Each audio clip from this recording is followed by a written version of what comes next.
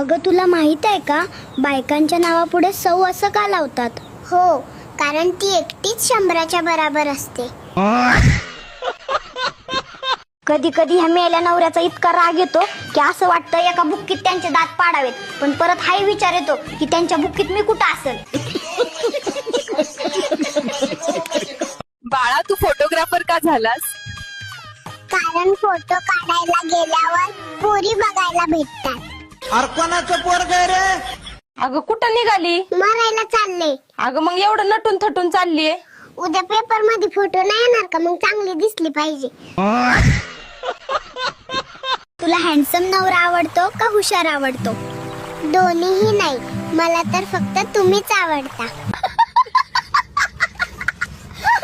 लोक म्हणतात की झोप घेतल्याने सौंदर्य वाढतं, खरंय का हो? हो, म्हणूनच मी तुला रोज सकाळी 10 वाजेपर्यंत उठवत नाही. अहो, आज भाजीत मीठ जरा जास्त पडल्यामुळे भाजी खराब झाली, मला माफ करा. त्यात काय एवढं, तू माझं आयुष्य खराब केलं पूर्ण, आणि तू ही भाजी घेऊन बसलीये. अहो, हळदी कुंकवाचे म्हणून बायकांना मेकअप बॉक्स देऊ का? अगं तुला एकटीलाच ठेवतो मेकअप बॉक्स, बाकीच्या बायका साध्या पण छान दिसतात. डॉक्टर बनायचं होतं मला.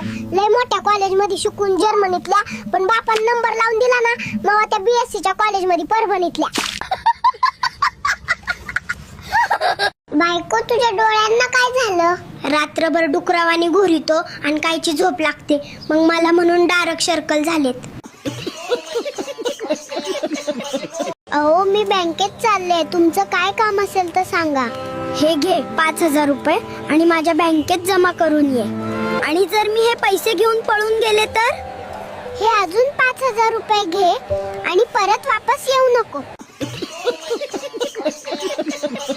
अहो, आज माझ्या मोबाईलचं नेट खूप स्लो चालत आहे. अगं मग एक सोपा उपाय आहे, तुझ्या जिभेला कनेक्ट कर, पळायला लागेल.